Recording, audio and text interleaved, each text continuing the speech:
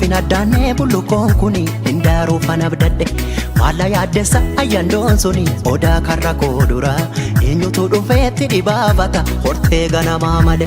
eenyutu cabbiisitti caamsata odaa kuni abbaa qabdi beekacha odaan kuni milkiin kuni jibuun kuni duudhaan kuni si jaalatti hayyuun asaasa dhugaa jallattee sororsa gumee fi gumaani baasa harka dhiige qulqulleessa odaan mallattoo biyyaati ibsituu oromummaati jirma tokko damee sagaleeti kanaanistuu ilmaan oromooti.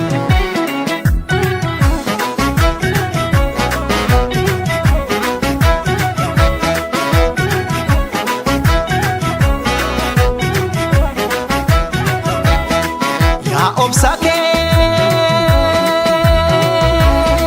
ittuma difta walaalaan qottoon si mura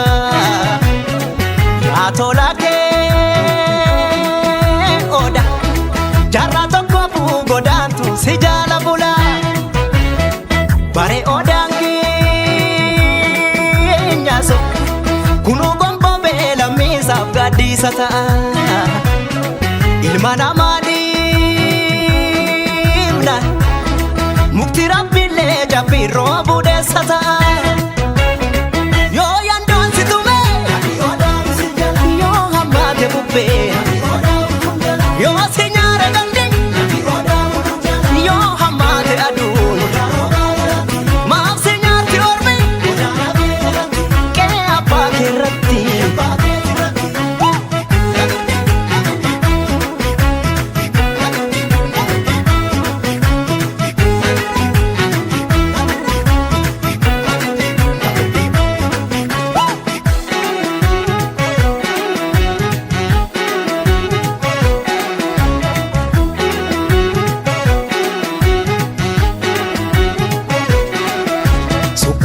miicadhe sittin addaatu bullukoon kuni hindaaruu fanabdadhe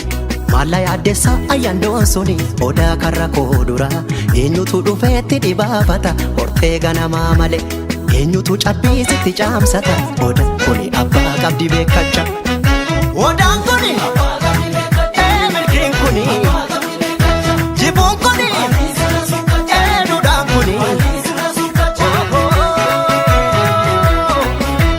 jaalatti hayyuun asaasa dhugaa jallattee sororsa gumee fi gumaani baasa harka dhiige qulqulleessa odaan mallattoo biyyaati ibsituu oromummaati jirma tokko damee sagaleeti kanaanistuu ilmaan oromooti.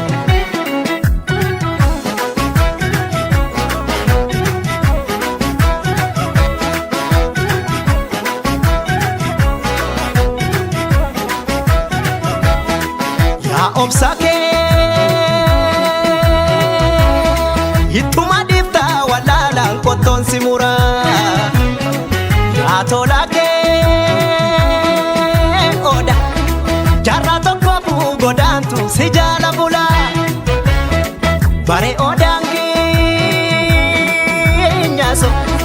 kunuu gombo beela miisaaf gaddiisa ta'a ilma namaa mukti rabbiillee jabbiirroo budeessa ta'a yoo aduun si gubee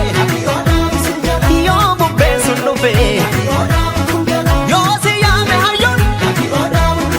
haa wal geessu lammii yoo maryan deegola kamtu fiira lola.